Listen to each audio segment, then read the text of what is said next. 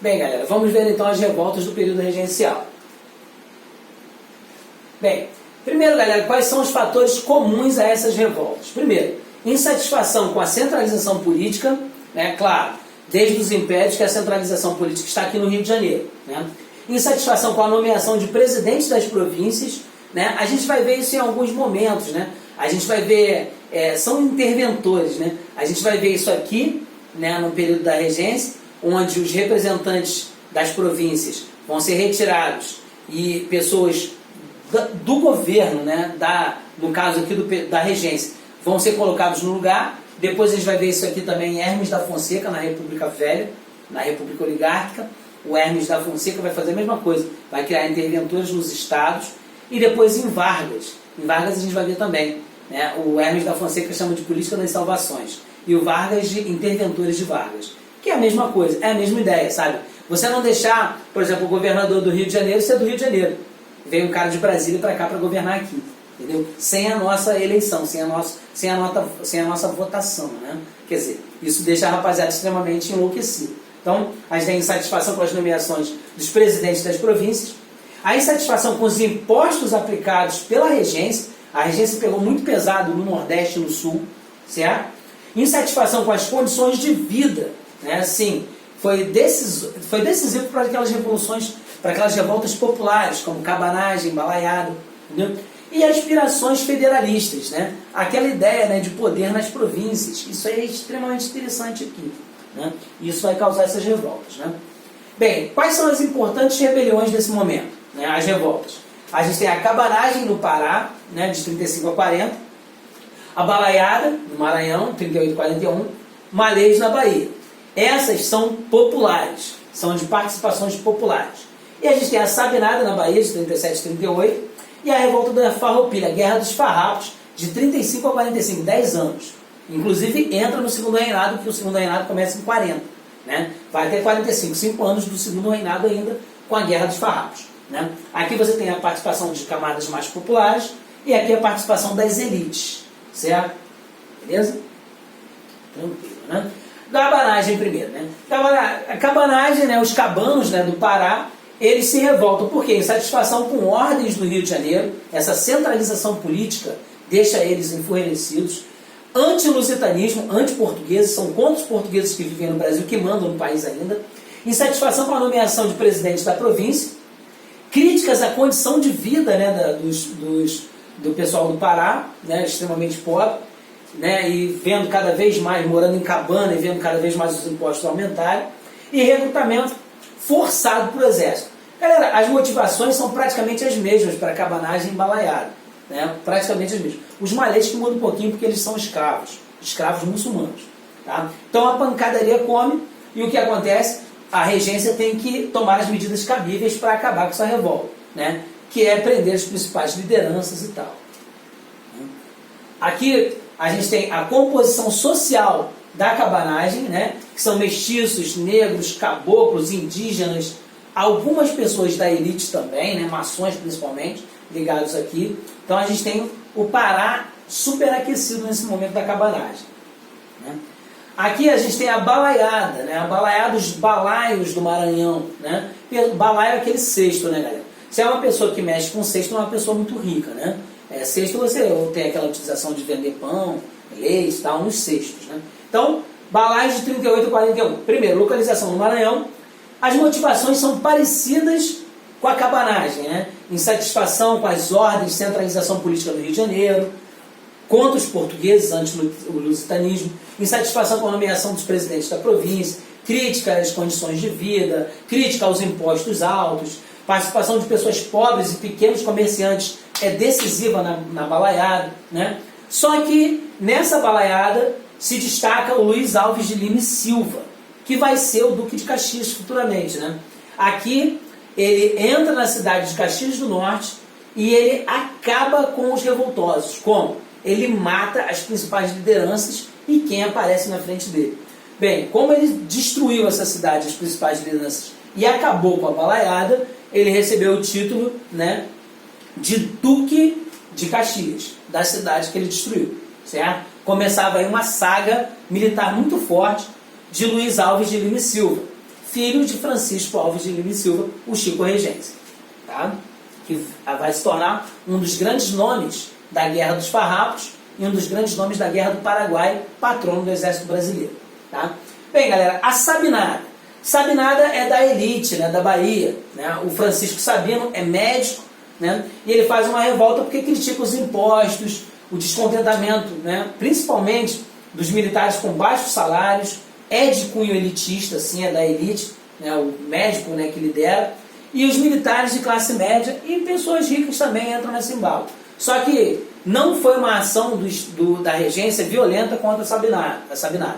Na verdade, foram negociações, né, para acabar com esse tumulto. Tá? Galera, diferente da revolta dos malês que foi na Bahia em 1935. A revolta dos malês é o seguinte: primeiro, eles são escravos, são muçulmanos escravos. E eles notaram que na Bahia, galera, tinha mais negros que brancos. E eles viram, cara, em 1935, aquela revolução do começo de 1804, né, lá onde hoje é o Haiti, né, mas era São Domingos, uma colônia francesa, onde os negros mataram os brancos franceses e tomaram a ilha. Então os malês, muito motivados com isso, né, e também contra a imposição do catolicismo, já que eles eram muçulmanos, eles acabaram se rebelando. E foi fácil eles convencerem os outros negros, que não eram muçulmanos, de lutarem, porque eles lutavam pela liberdade. Certo? Então a composição social eram escravos muçulmanos, né, e escravos comuns, né, liderados pelos muçulmanos. Ok? Quer dizer, eles foram presos, muitos foram eliminados e acabou a revolta. Certo? Beleza. Aqui, galera, a gente tem a Farroupilha, ou a Guerra dos Farrapos, de 35 a 45, 10 anos. Foi no Rio Grande do Sul.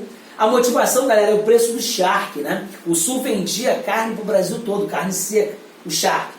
Só que o charque argentino e o Uruguai entraram com preços mais em conta, quebrando eles, né? Quebrando o comércio deles. Então o que eles fizeram? Bem, eles nomearam o presidente da província, que foi o Bento Gonçalves, certo? Né? Porque o presidente da província tinha sido retirado, e o Bento Gonçalves, que era um latifundiário, né, dos Pampas Gaúchos, o que ele fez? Fez um exército junto com alguns amigos, né? Principalmente o general Canavarro, o italiano, como é que é o nome do menino? Eu não vou lembrar agora o nome de Giuseppe Garibaldi. Sim, Giuseppe Garibaldi. Anita Garibaldi, a esposa dele, que ele, inclusive era brasileira, ele se casou com ela aqui. Né? A composição era os estancieiros, né, os fazendeiros, né? E participação popular. Inclusive, galera, tinha escravos. Os escravos que lutaram lá dos seus senhores no sul foram libertos, tá, galera? Só esses escravos. E aqui, galera, a gente tem a participação de Anita Garibaldi, né?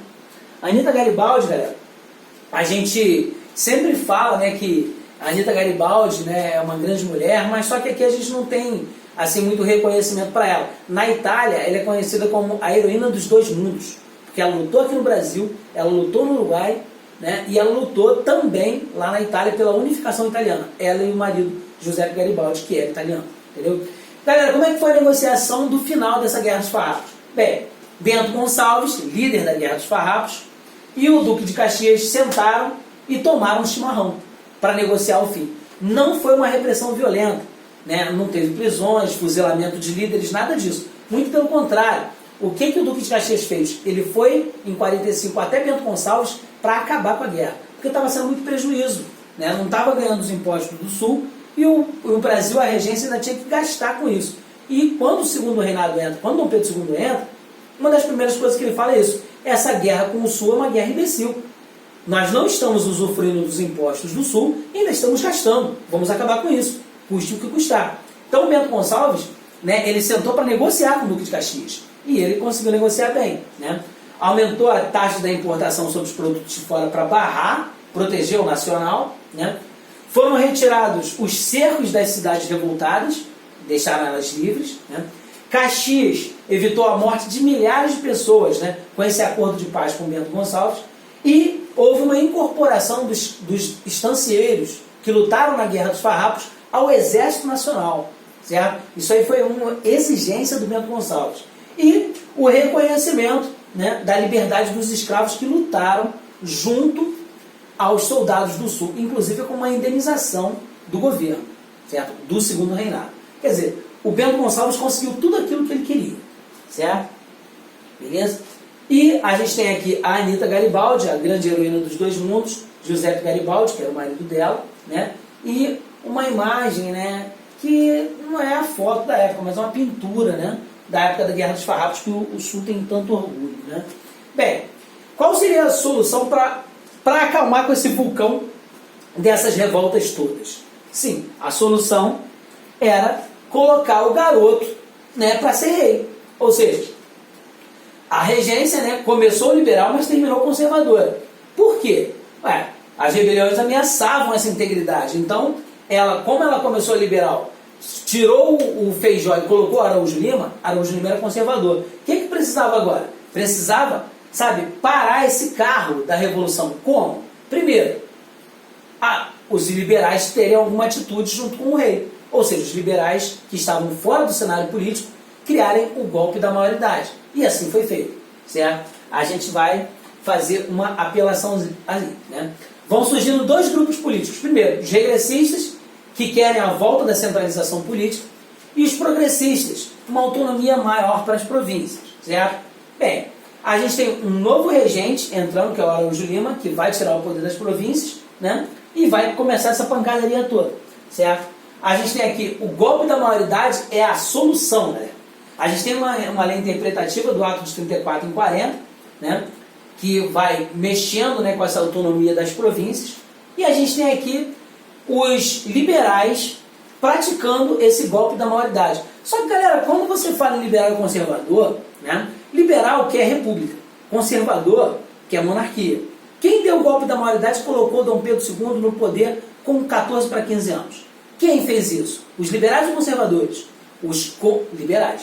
Mas por que os liberais fizeram isso? Porque os liberais saíram de cena política, era a maneira deles voltarem ao cenário político. Por isso que eles deram o golpe da maioridade, certo? Então, a gente tem uma tentativa, né, dos liberais de acalmar os restauradores e entrar no cenário político de novo. Como? Pedro II, golpe da maioridade, certo? Então, no dia 23 de julho, né, eles colocam o Dom Pedro II como rei do país, certo? Os liberais fizeram isso. E Dom Pedro II, né, ele vai fazer uma das maiores administrações do país, né? Ele vai ficar de 1840 até 89, 49 anos no poder, né? Agora, o segundo reinado é um papo para uma outra oportunidade nossa, né? Aqui, por enquanto, a gente vai parar no período regencial, né? Vamos parar por aqui, e o segundo reinado é nosso próximo encontro. Valeu? Galera, forte abraço e fiquem com Deus e bom estudo.